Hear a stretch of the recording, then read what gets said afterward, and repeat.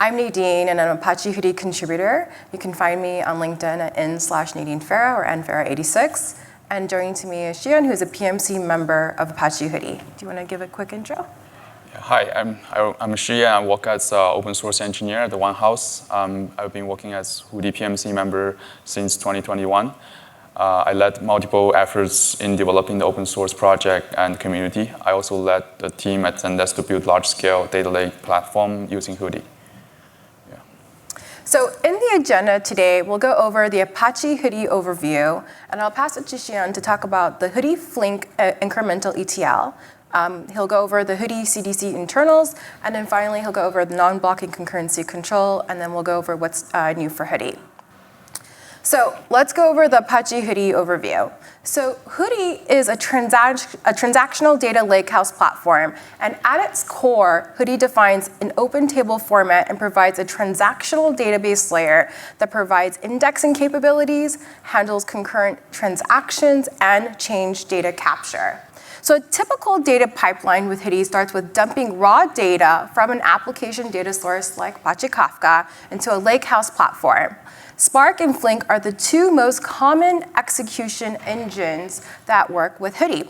So to clean and transform raw data, Hudi supports automatic file sizing, incremental processing for change data capture, table services like cleaning and clustering, and a lot more in table services. So Hudi also is broadly integrated with the data ecosystem as well. It has multi-catalog sync, and it works with numerous query engines as well. And you can see on the diagram what that ecosystem looks like. So on the writer side, Hudi writes to the file sizes and commits the transaction in a timeline. And on the reader side, it obtains metadata of this latest snapshot from a point in time in the past, and it gathers and reads the file sizes for results. So in a typical incremental processing architecture, upstream changes keep getting upserted to the table.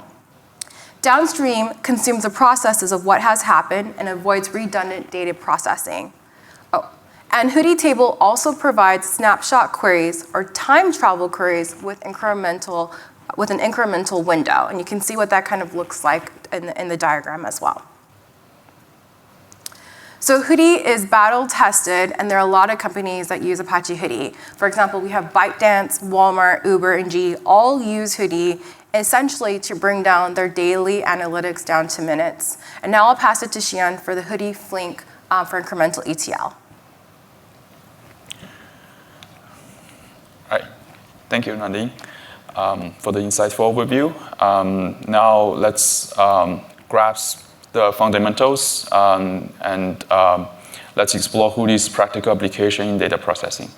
So in the upcoming parts of the talk, we will dive into innovative streaming ETL architecture that leverages Apache Hudi and Flink.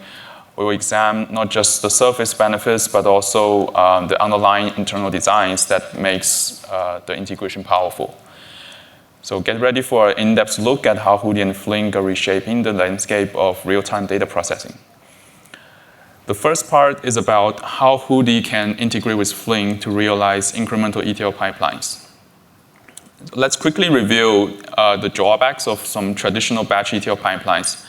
First, traditional batch ETL pipelines usually operate on fixed scheduling intervals, like hourly or daily, resulting in high latencies.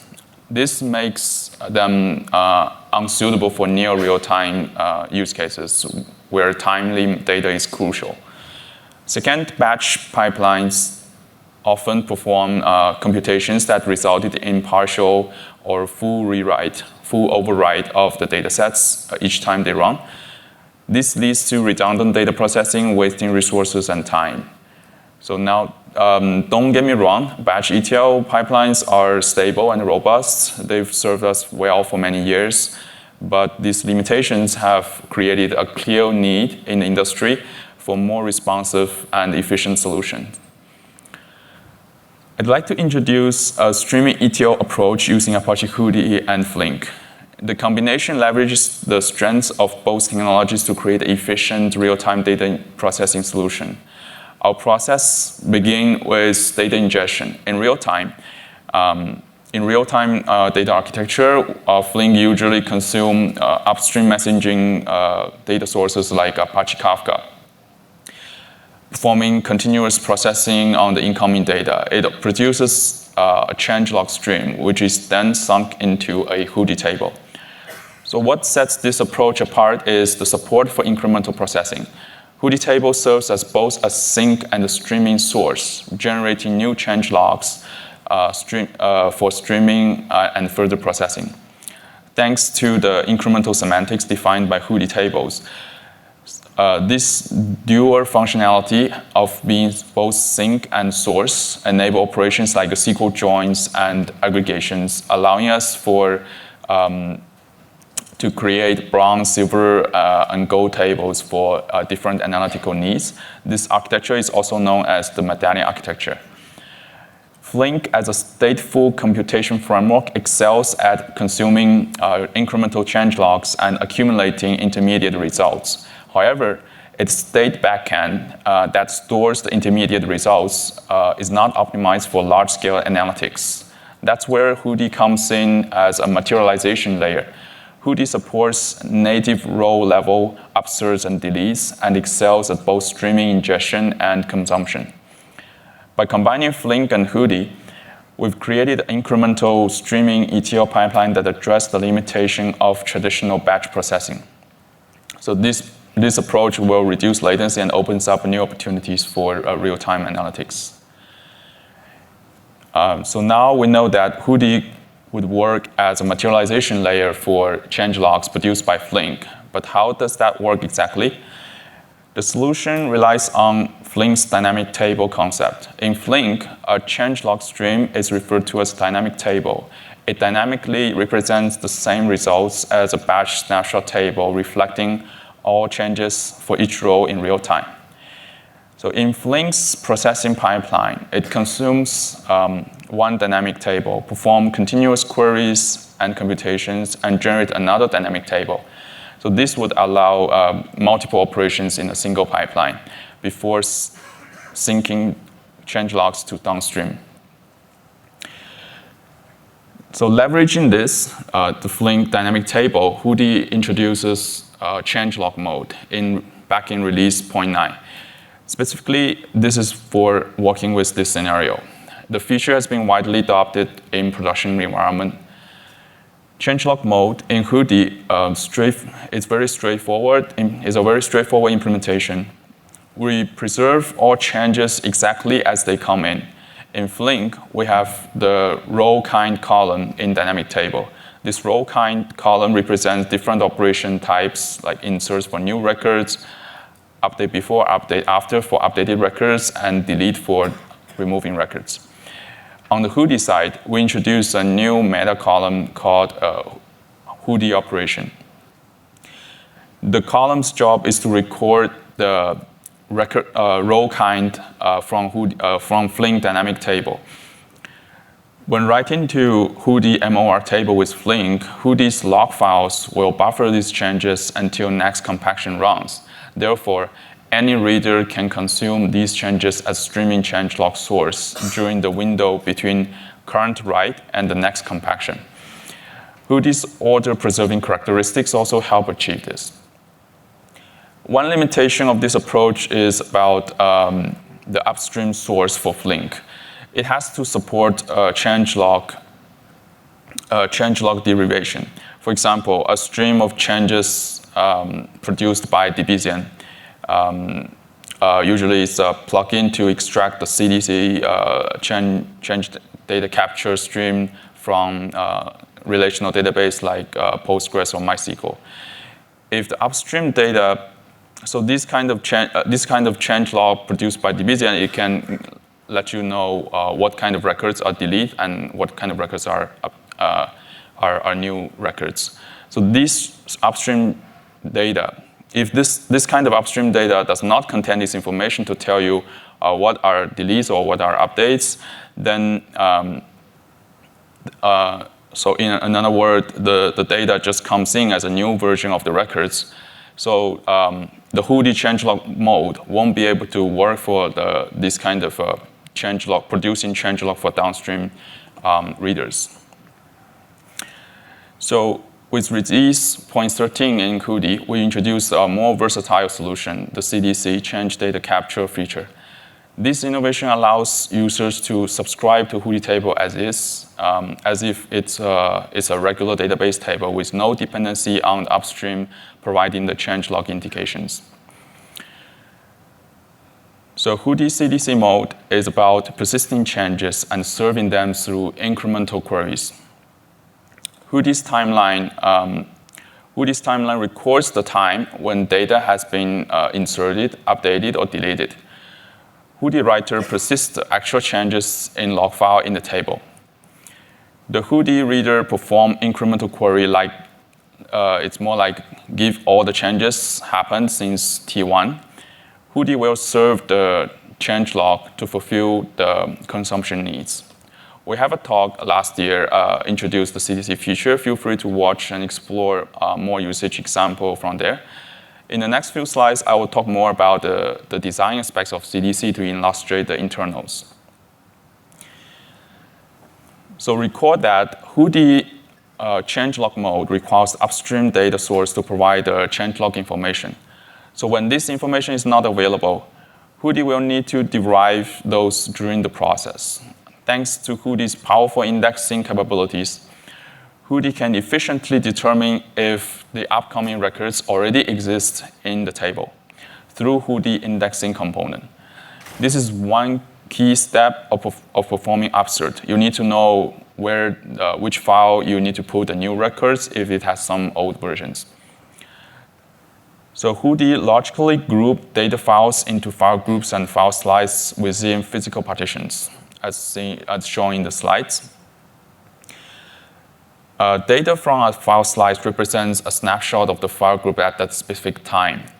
When Hudi performs indexing, the incoming records, the keys of the incoming records will be used for lookup. So those records will be recognized as existing records for updates or deletes, or new records for inserts. So these are exactly the changelog information as we need. So Hudi writer will then need to persist the changelog information along with writing the actual data. The changelog data will then be written to so-called CDC log file, denoted with a CDC suffix as indicated with the red rectangle. So it resides within the file slice, also belongs to the same file group. So these CDC log files contain information like what records were changed, what operations are associated with these changes, and optionally, what are the exact records before and after the changes. So based on user configuration, the amount of data to be written in CDC log can be adjusted. Now let's talk about how user can configure this, and this is what we call a logging mode. So Hudi defines this as, we call it a supplemental logging mode. It's defined as a table config. So there are three tier of logging CDC data. The first tier is called data before after. So this mode will record the full changes for each row. So for each record change, it will capture operation type, meaning is it update or delete or insert, and the record key, which is also the unique identifier for this record in the table. Before image is the exact record before the change, and after image is the exact record after the change. So one tier down, we have data before mode. This mode will omit the after image and everything else, like operation key and before image, will be saved. So the operation key, OP key only mode, this mode will only record the operation type and record key and omit the before and after image. So without these, the operation key, operation type, and record key are the minimum needed data to track what changes have been made. So now, once we have persisted the changes in the CDC log file with different log mode, it's ready. We should be ready to serve those changes as a result of incremental query. So this is what we say here is about decoding into changelog stream. This is about the reader side of the story. So with different log mode, it comes with obviously trade-offs. With data before after mode, decoding the changes for downstream reader is straightforward. All the changed data is going to be served right from the CDC log file. While with data before mode, the before image can be the before image, like the data, the record before the changes, can be extracted from the log files. While for the current version of the record, it needs to look up the record in the current file slice. There's some extraction process and scanning needed. While with the operation key mode, there's no before or after image at all.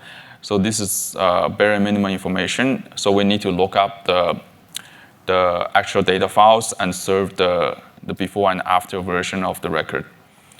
So in this mode, there are a lot of there's some scanning of the files, and then the result needs to be composed and sorted and returned back.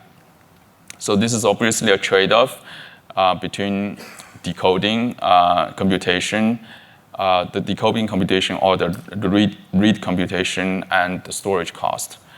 So obviously the data before and after saves all the data, and it's highest in storage cost, but the computation for read is a minimum. So similar for other two modes. So the CDC login mode provides great flexibility and to suit a user's needs. There are people who may not care too much about storage costs, but they definitely want the data to be served out as fast as possible. Then the data before and after mode is more suitable. Of course, you don't have to keep them all around for the same for the lifetime of the table, because there are also clean operation on Hudi table to clean the historical data that's not used at all for incremental streaming, because the incremental window will already pass. So that's some consideration about storage. So we've talked about changelog mode and CDC mode. There are two different approaches to handle the Flink ETL pipeline. So I would like to present this table as a short summary to compare these two. So first, let's talk about the source requirement. The changelog mode is quite specific in its needs. It requires the upstream source to be a changelog stream. We introduced a new Hudi meta field called Hudi operation, which records the Flink operation type that we know that it's called the row kind. This means your data source must be a changelog stream. This could be, there are many cases like DBZN extracting relational database changes. It's very widely adopted approach, but it's not like working for all cases. So on the other hand, CDC mode is more flexible. It derives the changes for you, so you don't have to ask the upstream source to give you this information. So as a result, CDC mode applies to a wider range of use cases in changelog compared to changelog mode. So let's consider the table type. The changelog mode can only work with merge on read table. This is because updates and deletes from the changelog stream needs to be kept in log files. once the compaction process in Hudi table happened, the log files will be merged into the base file. So those changes like deletes, which record is delete, which record is update, will be merged. So you won't be able to directly extract them again. So that's why the supported table type is MOR, merge on read. While in copy on write, there's no compaction. Every write to a COW table in Hudi will be implicitly compacted. This means the new changes will be merged after the data is being committed. So this won't be compatible for changelog mode where you need to preserve the changes for some time. So based on that, you can tell that when we do incremental data retention, meaning we need to maintain a window for the downstream reader, there's some limitation for these two modes. In the changelog mode, it depends on compaction. So when the compaction runs, the changes are merged. So the time you schedule compaction determines how long you can maintain the change window. So in CDC mode, it's not limited to compaction, but it's also limited to the cleaning process that you define for the Hudi table. So in Hudi, you would need to define a clean service as well to clean those old versions of the records so that you reclaim those storage back. So I would say CDC is a winner in this situation because cleaning will be at least longer, having a longer incremental window than the compaction. So you don't clean those files that has not yet been compacted. So usually you will have longer retention for your incremental read process. So the next item, the CDC mode takes a, so let's talk about the next item is about throughput. CDC changelog mode it has a higher throughput because it just persists the upstream changes as is. This will be very efficient in throughput. CDC mode, while it's not as fast as a changelog mode, it still performs well. It could persist a large volume of log data and I might spend some time on indexing.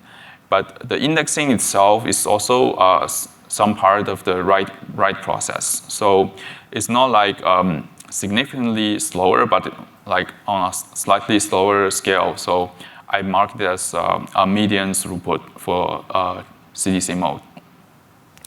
So finally, let's discuss multi-writer support.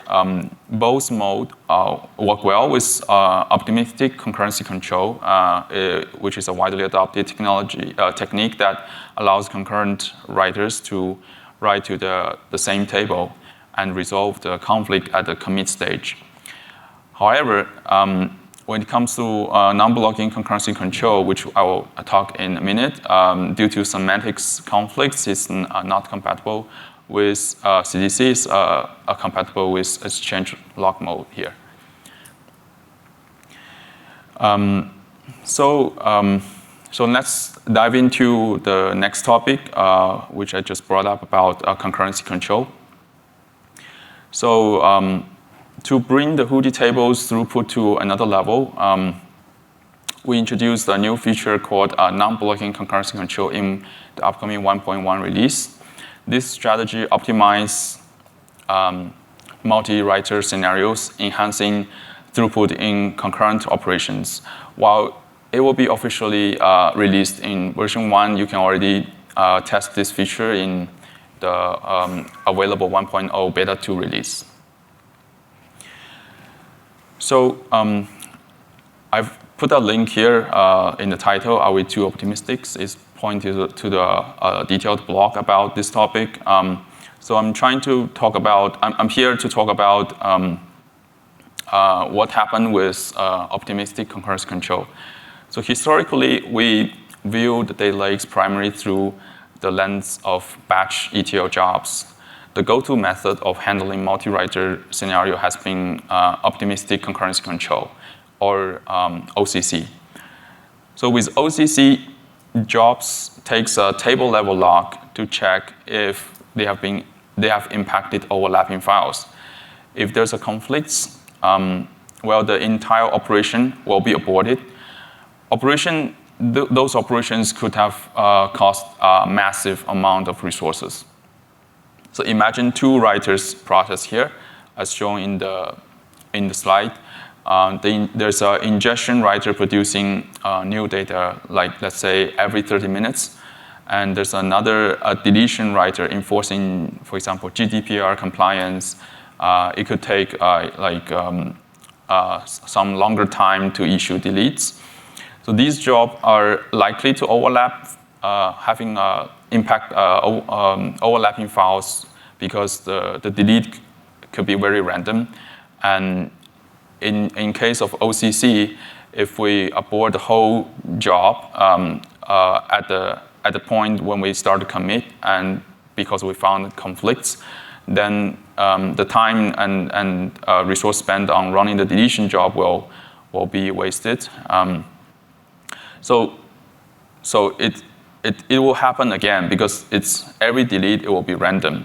And of course, you might be retry the same job again, but the new data is also, the data pattern will stay like that, and like each ingestion could also impact the same random deletion records. So this kind of starvation will happen for the deletion job, which is actually very crucial because it's a GDPR compliance, for example. So OCC was designed for immutable or append-only data, but is inadequate for incremental processing or handling updates and deletes. So we'd like to think of it, we want to kind of rethink it, like are we being too optimistic about this? Because in reality, conflicts occurs frequently. So when conflicts happen, the consequences are severe. So in this example, the bad job will be aborted and retries. It's like you cook a gourmet meal and drop it before you bring it to the table. So in database term, this is like mixing long-running transaction with optimism. The longer the transaction runs, the higher the probability there will overlap and conflicts. So in Hudi 1.0, we come up with a new concurrency control strategy called non-blocking concurrency control, or NBCC. So leveraging the versioning nature of file slices, with NBCC, we allow multiple writers to persist and commit data to log files without blocking or conflict resolution. So when writers write to the same file group in a Hudi table, we name the log file suffixes in a non-conflicting way. So specifically, we have something called a writer token, which will be made unique. So what if the commits have conflicts? We resolve them using compaction. So the table services, compaction is a table services that, as I mentioned, merge the log file with the Parquet file in the file group. So during the merging process, the records from the candidate log files will be extracted and merge against each other using some user-defined event time field, which is used to determine the order of the record. So in that case, we can tell which version should come first and which version should be overwritten. So by design, compaction job, another aspect of this is in Hudi, table services should also be run and should also be run like not being blocked. This is more like another scenario similar to writer and writer concurrency. So we are talking about table services like compaction to be executed non-blocked, being not blocked with a writer. So we don't want the compaction job to also be blocked. Like in this case, we want to grab those log files and write to a new Parquet file. but at the same time, by design, compaction jobs need to be scheduled, meaning before you run compaction, you need to collect all the list of files in the file group so that you know which file you're going to be read and do the compaction process. This is so-called scheduling and then execution strategy.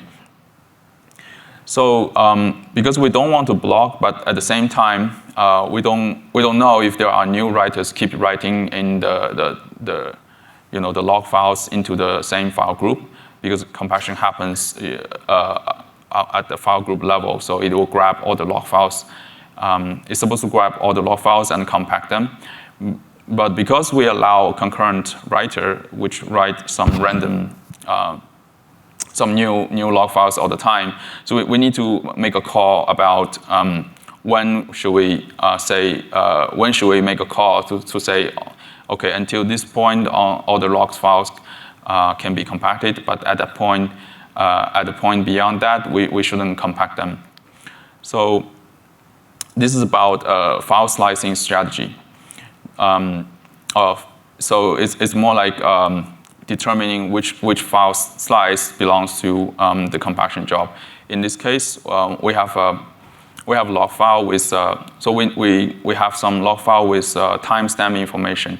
In this case, we have T2 and T5 log file, meaning the file is being created as a T2 time, which is some past time, and it's only completed by the writer at the T5, which is a newer time than the compaction scheduling time, which is a T4.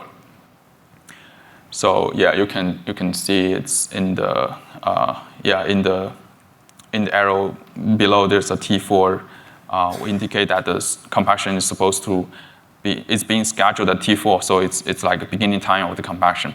So in this case, we say T5, although T2 is less than T4, but we don't want to include that log file because it's only finished until T5, so the compaction job will exclude that.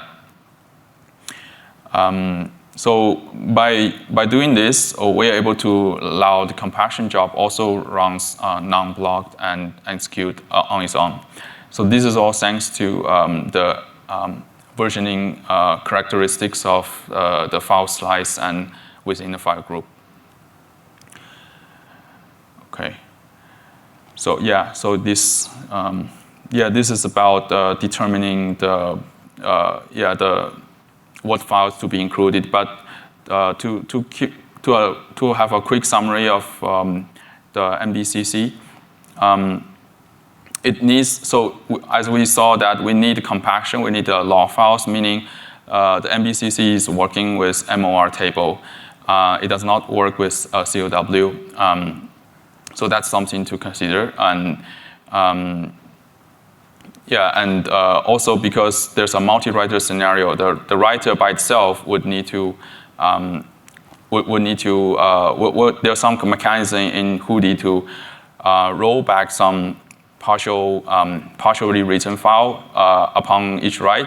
So there's some config you need to turn on like lazy cleaning so that it does not roll back by itself while it's being written by other writers. So this is just some mentioning about limitation usage.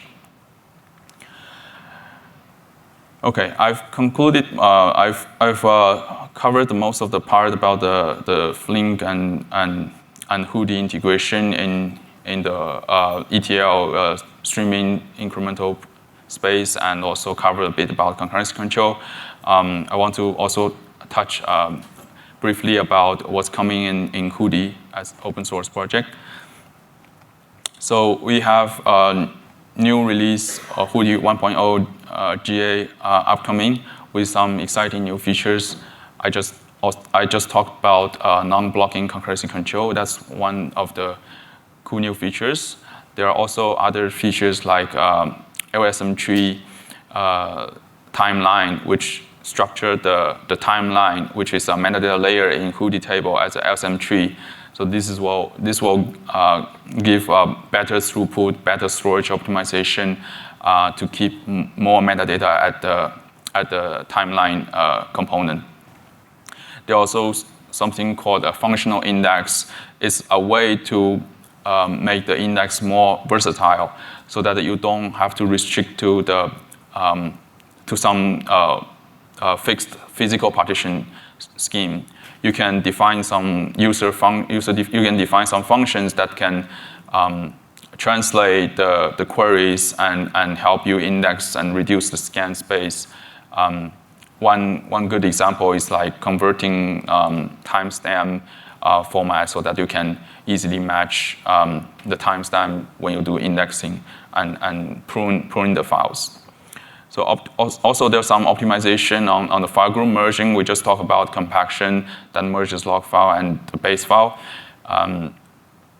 There's some optimization have been, like significant optimization being done in 1.0. We record the position of the row group and the column chunk in the log file, so that we know exactly which row group we need to update for when we start writing the new Apache file.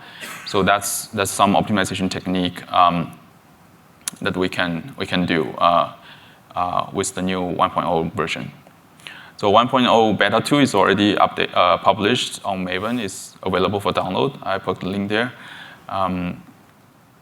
There's another part of Hudi ecosystem expansion is about Rust implementation.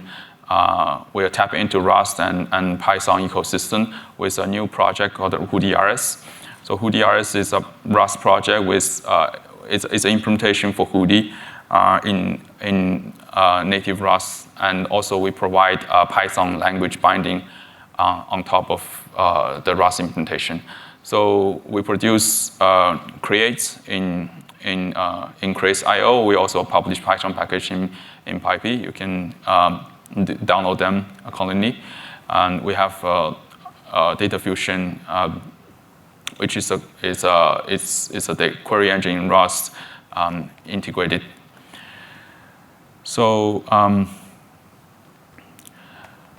right, that's wraps up my talk. We also have we are very lively, engaging community. We are available on Slack, on LinkedIn, Twitter, and we also have a WeChat official account. If you're a WeChat user, you can scan QR code and join.